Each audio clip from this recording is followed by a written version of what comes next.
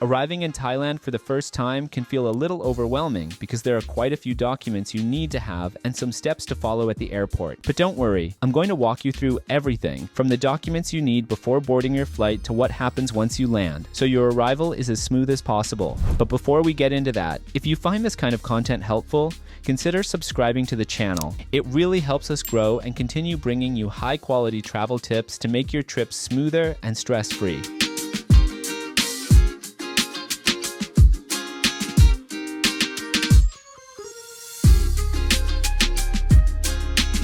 Before you even get on the plane, it's important to have all the required documents. Your passport needs to be valid for at least 6 months. And depending on your nationality, you might also need a visa to enter Thailand. Most travelers don't, since Thailand offers visa-free entry to citizens of 93 countries. But it's always a good idea to check in advance if your country is on that list.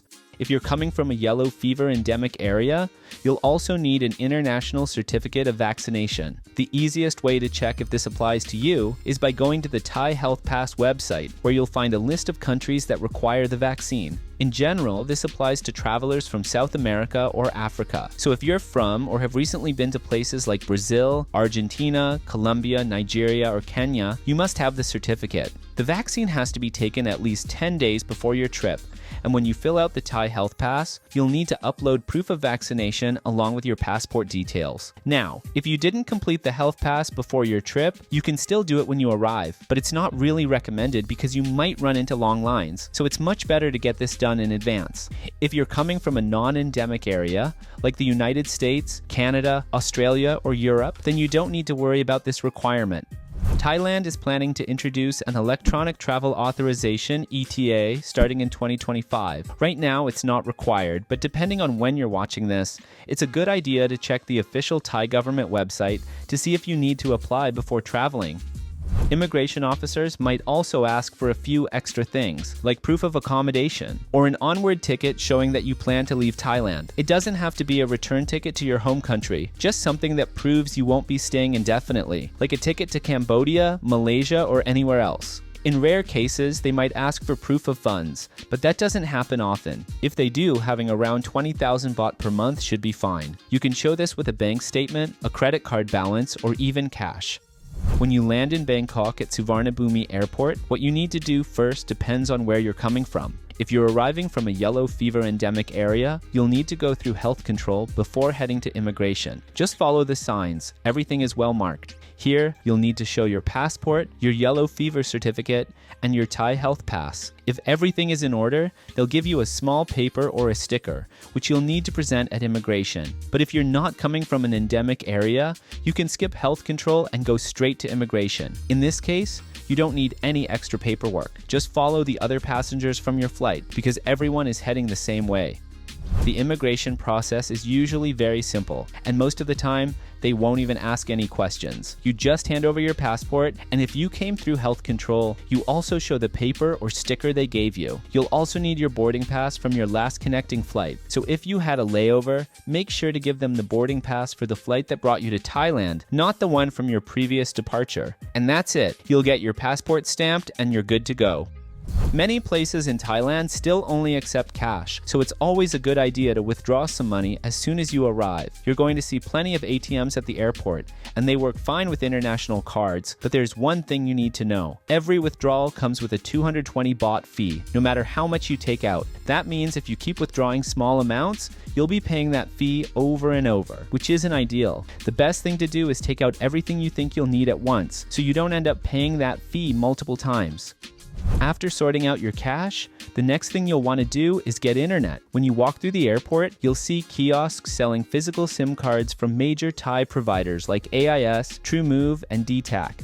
And they're usually pretty easy to spot because they have big signs that say SIM card. The price depends on how much data you need and for how long. But if you're staying for a month and want unlimited data, it's usually around 1,000 baht. If you don't want to deal with buying a SIM card when you land and would rather already have internet the moment you step off the plane, you can get an eSIM from Iralo before your trip. In Thailand, Auralo offers an unlimited data plan for $35, which is about the same price as a physical SIM card. The difference is that with Auralo, you get the convenience of buying it online, so you don't have to waste time looking for a SIM card at the airport, waiting in line, or worrying about renewals. You just activate it before your flight, and you're connected as soon as you arrive. Scan the QR code on the screen or click the link in the description to check out all the available Auralo plans for Thailand and use the code THENOMADICJOURNEY to get 10% off your first purchase. Now that you have internet, let's talk about some apps that are really useful in Thailand. There are a few that you should definitely have on your phone before you even get here. The first one is Google Maps. Bangkok is a big city, and this is going to help a lot when getting around. Another one that's really useful is Google Translate, especially the camera feature. You can just point your phone at Thai text and it will instantly translate it into English, which is really helpful for menus, street signs, or anything else you might need to read. For transportation, Uber doesn't work in Thailand, so the main apps people use here are Grab and Bolt. They work the same way, letting you order a car or even a motorbike taxi. There's also an app called MoveMe that lets you book in tuk-tuk, but this one doesn't pick you up exactly where you are. You have to go to a specific pickup spot. If you're planning to meet locals or just want to exchange contacts with people in Thailand, you'll need Line. It's the most popular messaging app here, kind of like WhatsApp, but everyone in Thailand uses Line. So if someone asks for your contact, they're probably expecting you to have it. Those are the apps that can really make your time in Thailand easier. It's a good idea to download them before you arrive, so you already have everything set up when you land.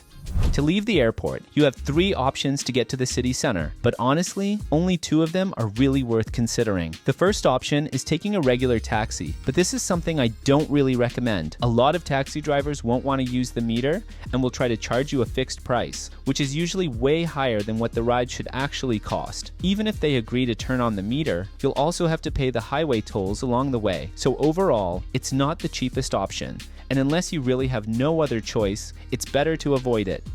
The option I recommend, and the one most people use, is Grab. Like I said before, Uber doesn't work in Thailand, so if you want a private ride, Grab is the way to go. It works exactly the same way. Just download the app, add a payment method, and request a ride. The price is fixed from the start, so you don't have to negotiate anything, and it's usually cheaper than a taxi. The only thing to keep in mind is that Grab drivers can't stop anywhere they want at the airport, so you'll have to go to a designated pickup spot. When you book your ride, the app will tell you exactly where to wait, so check that before heading outside. The other option, and the cheapest way to get into the city, is the Airport Rail Link. This is the train that connects the airport to downtown Bangkok. To get to the train station, just go down to the basement level. You can buy your ticket from vending machines or at the ticket counter, but keep in mind that they only accept cash. If you haven't withdrawn any money yet, you'll need to do that first before getting your ticket. Once you have your ticket, just insert it at the entrance gate to pass through, and make sure to keep it with you because you'll need to insert it again when you exit the station. Alright, that's everything you need to know to make your arrival in Thailand smooth and hassle-free. If you found this video helpful, make sure to subscribe to the channel so you don't miss out on more practical travel guides like this. And don't forget to check the Auralo link in the description to get your eSIM for Thailand. Thanks for watching, and I'll see you in the next one.